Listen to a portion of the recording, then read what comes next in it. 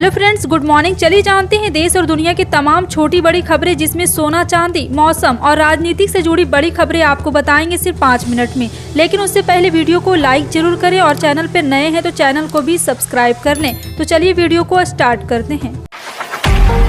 मोदी सरकार अब जाने वाली है 399 दिन बाकी खम की रैली में, बोले अखिलेश। मेघालय के कैबिनेट मंत्री और टीएमसी के नेता समेत 5 विधायकों ने दिया इस्तीफा। इस साल दुनिया में सबसे ज्यादा भारतीय कर्मचारियों को मिलेगी सैलरी हाइक। शहर से न्यूज को देख रहे हैं, कमेंट में जरूर लिखिए। बता दें, समाजवादी पार्टी के सुप्रीमो अखिलेश यादव ने तेलंगाना के खम में आयोजित केसीआर पार्टी भारत राष्ट्र समिति की रैली में बीजेपी पर बड़ा हमला बोला और कहा है कि मोदी सरकार अब जाने वाली है, अब उसके पास केवल 399 दिन बचे हैं। अखिलेश ने बीजेपी पर विरोधी दलों को परेशान करने और किसानों के साथ छल करने का आरोप लगाया। बयानबाजी में मशहूर मध्य प्रदेश के गृह मंत्री नरोत्तम मिश्रा अब बैकफुट पर आ गए हैं। कहा जा रहा है कि उन्होंने फिल्मी बयानबाजी से तौबा कर ली है। हृदय परिवर्तन और प्रधानमंत्री मोदी की कड़ी टिप्पणी के बाद हुआ है।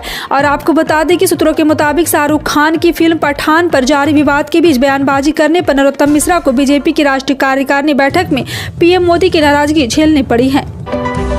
मेघालय के लोक स्वास्थ्य अभियांत्रिक मंत्री रेनेटिक तोंगखोर और राज्य के 4 अन्य मौजूदा विधायकों ने निर्वाचन आयोग द्वारा मतदान की तारीख की घोषणा से कुछ घंटे पहले बुधवार को विधानसभा से इस्तीफा दे दिया।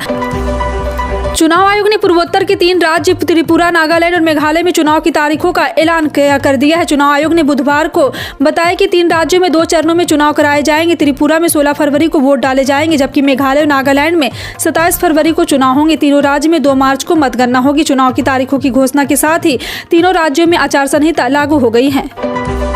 वैश्विक मंदी की आहट के बीच जहां दुनिया भर की कई बड़ी कंपनियां अपने कर्मचारी की छंटनी करने में लगी है, वहीं दूसरी तरफ भारतीय कर्मचारियों को इस साल यानी कि 2023 में एशिया में सबसे ज्यादा सैलरी हाइक मिलने की आशंका है।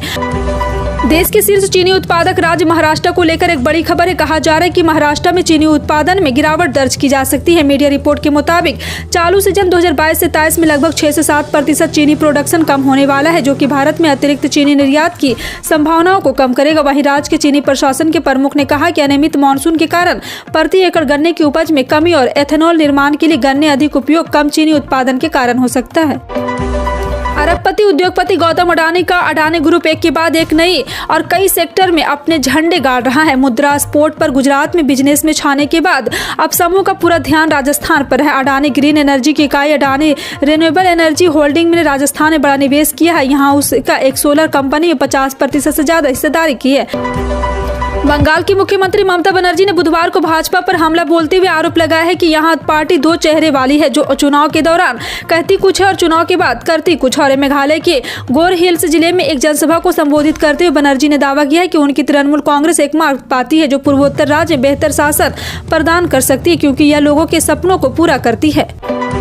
भारत में कोरोना वायरस के मामले में हल्का उछाल देखने को मिला है। स्वास्थ्य मंत्रालय ने बताया कि बीते 24 घंटे में देश में कोविड-19 के 128 नए मामले सामने आए हैं। वहीं इस दौरान 173 मरीज महामारी से ठीक भी हुए हैं। बता दें कि मंगलवार को संक्रमण के 89 मामले सामने आए थे। देश में कोरोना के एक्टिव केस कम हो रहे हैं।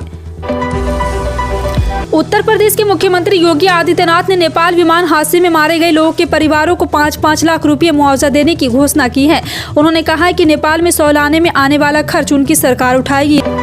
हैदराबाद में खेले जा रहे पहले वनडे में भारत ने पहले बल्लेबाजी करते हुए 50 ओवर में 349 का स्कोर खड़ा किया है। न्यूजीलैंड में 350 रन के टारगेट का पीछा करना शुरू कर दिया है और उनके 3 विकेट गिर चुके हैं। फिलहाल डेरिल मिचेल और टॉम लैथम क्रीज पर मौजूद हैं।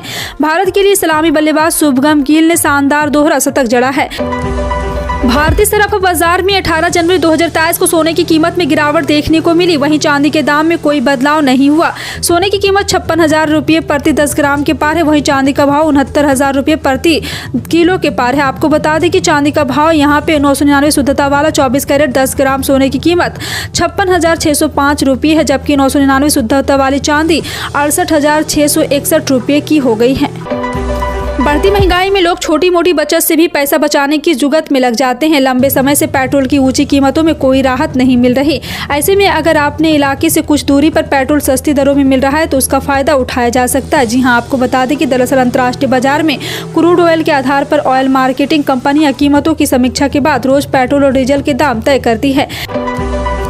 पाकिस्तान में महंगाई दर अपने रिकॉर्ड स्तर पर है। भारत भी लगातार ऊंची कीमतों से जूझता रहा है, लेकिन दिसंबर के महीने में खुदरा महंगाई दर गिरकर 5.72% दर्ज की गई है, जो नवंबर में 5.88% थी। लेकिन इस मोर्चे पर पाकिस्तान का सिस्टम पूरी तरह से फेल नजर आ रहा। अर्थव्यवस्था के मोर्चे पर भारत के 3 पड़ोसी देश श्रीलंका, पाकिस्तान और बांग्लादेश की हालत ठीक नजर नहीं आ रही। इसमें श्रीलंका और पाकिस्तान की हालत बदतर स्थिति की ओर है। बीते साल श्रीलंका से जिस तरह की खबरें आ रही थी, वैसे ही हालात पाकिस्तान में भी हैं।